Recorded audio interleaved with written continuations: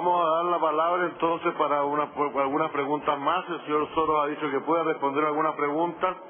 Las personas que van saliendo, por favor, les ruego que no se queden de pie en la pasillo. Se pueden, naturalmente,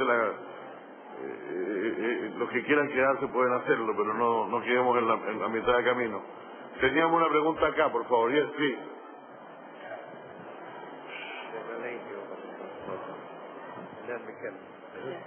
Hello? Yeah, go ahead. Yeah.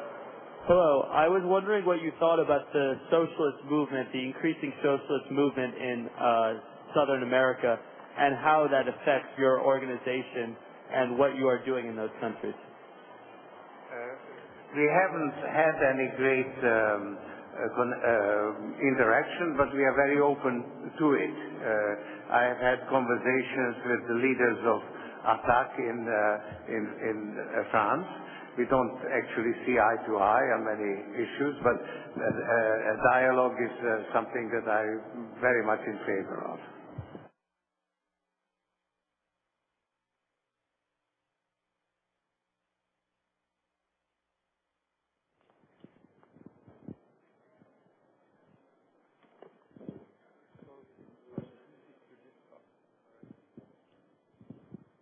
Thank you. Mr. Soros, my name is Victor Pinzon of America's Global Foundation.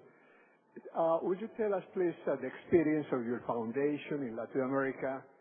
What specific programs or projects has your foundation sponsored or been involved, and what results have those programs or projects have shown? I've got the program director for Latin America, George Vickers, here, and he can answer your question. But generally speaking, the initiative has to come from the countries themselves, from the people in the various countries.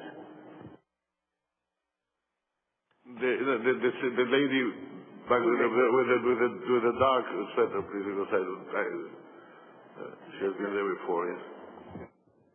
Hi, my name is Heidi Smith. I work for the Inter-American Foundation. I have a question, two-part question. There's a lot of students here, and I'd be interested to hear what your personal victories have been in your career. And I'd also like to know, you talked a little bit about the natural sciences versus the social sciences, and I wanted to hear if it's been more difficult creating democratic practices in communities compared to your financial career.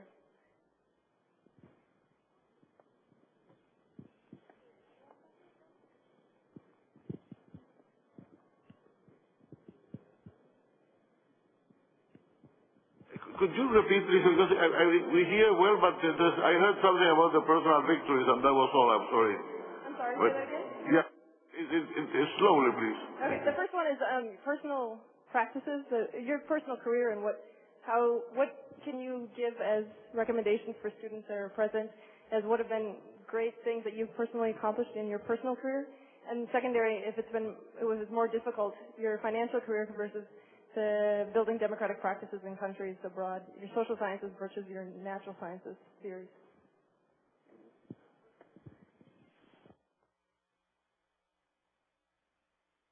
I have difficulty understanding because of the acoustics, but I think if you could repeat it. The question first is what are your your most important personal accomplishments in your career? Then, how do you combine your fight for democracy with your financial accomplishments? What comes first and what comes second? I think that's more or less well, actually, I would say that the financial accomplishments came first. First I made the money, and then I decided how I want to use it. If I hadn't made the money, I wouldn't have that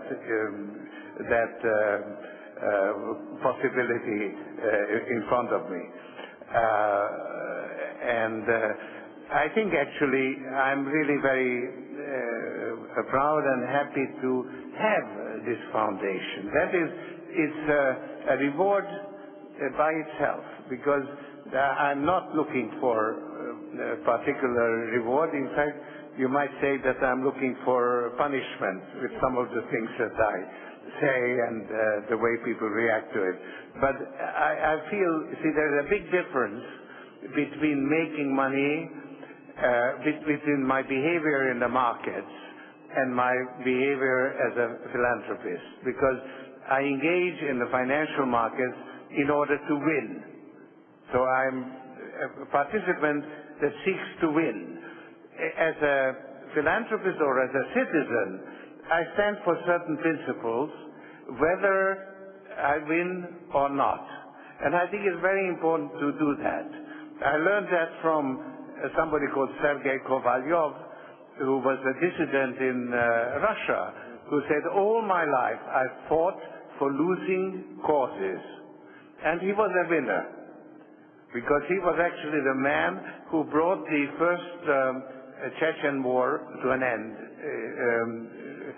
Of course, it didn't last, and things deteriorated, but he did accomplish at least a settlement in 96 or whenever it was, 93. This is just the gentleman there, please. Mr. Soros, my name is Oscar Rodrigo. I'm a currency trader, but I'm not going to ask you about a market question. Do you believe that one of the products of an open society is a strong currency? And if so, what can you tell us about the American society based on the fall of the dollar during the last 5 years? Thank you. I think that the macroeconomic balance is a very important thing, and if you lose it, it can be a big setback to economic development. So a stable currency is very important. A strong currency is not necessarily the best thing, but macroeconomic stability is, I think, a very important objective. There's the lady there. Yeah.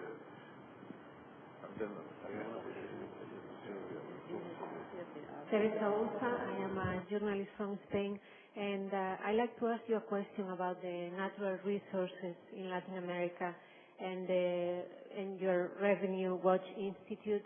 I wonder if you could be a little bit more specific about the role that your institute would play in the natural resources field, and also if you could comment on the tendency of nationalization of natural resources in Latin America. Thank you.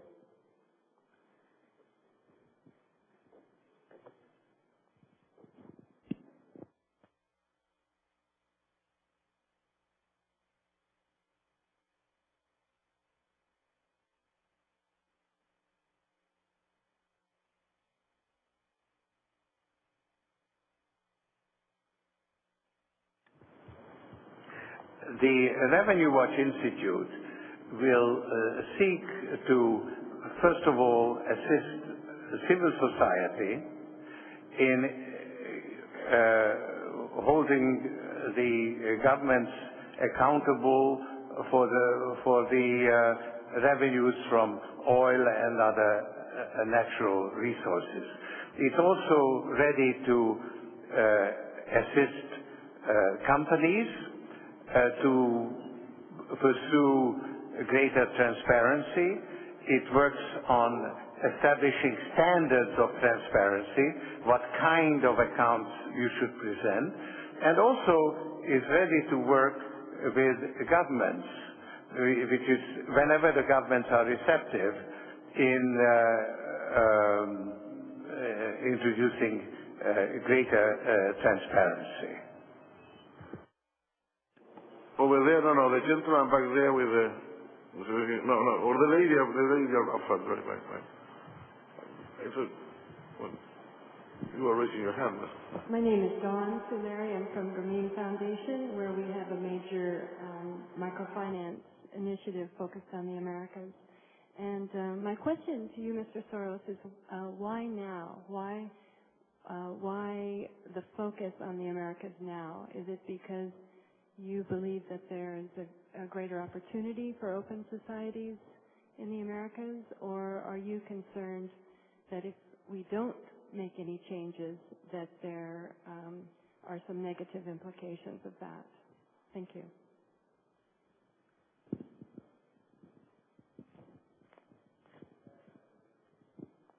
No, actually, we don't have a particular focus on Latin America, and I regret that, actually. I would like that there is more to do, and I would like to explore what we could do, what people would want us to help them with.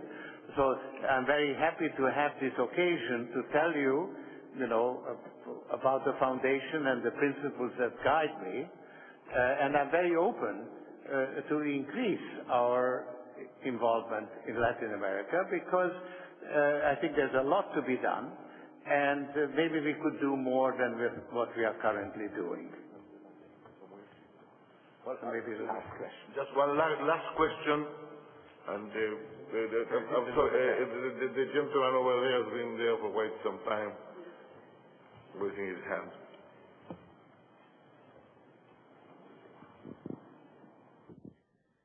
Hi, my name is Javier Sagredo. I'm a worker of this organization. I'd like to make the following question. You just created a foundation that tries to defend real democracy all over the world. And how do you understand the relationship of this issue with the fact that one of the most undemocratic pressures on governments and on societies is the economic power? How do you defend a real democracy from another, establishment of which you are also a representative? You're a businessman. How do you defend democracies from the capital, from the economic power?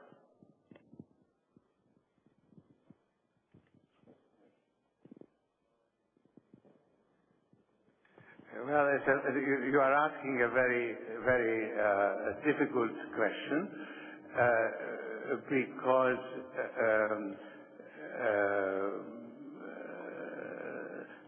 it's the rule of the democratic rule is one man or one person, one vote, but very often it turns into $1 for one vote. So that's really the challenge. How to keep the dollars out. And of course, I'm not really very well situated to present myself as an example because I have spent many dollars trying to influence the outcome of the elections here in 2004.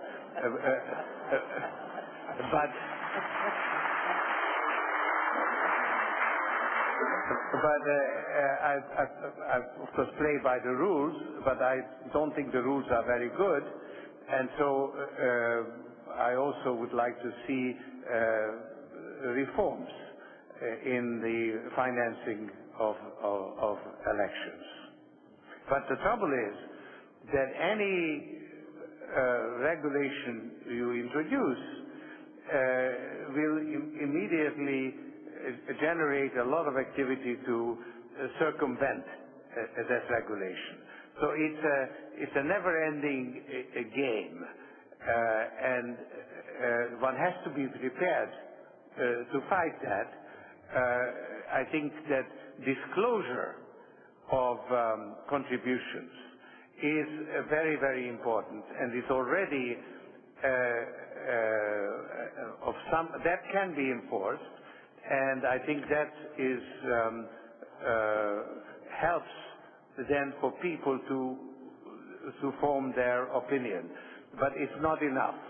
And actually, in the United States, I'm very much in support of what is called the clean money option, where candidates get financial support. And from what little I know, for instance, in Brazil, making available the free airtime according to the popularity of the various candidates strikes me as a superior system to what we have in the United States.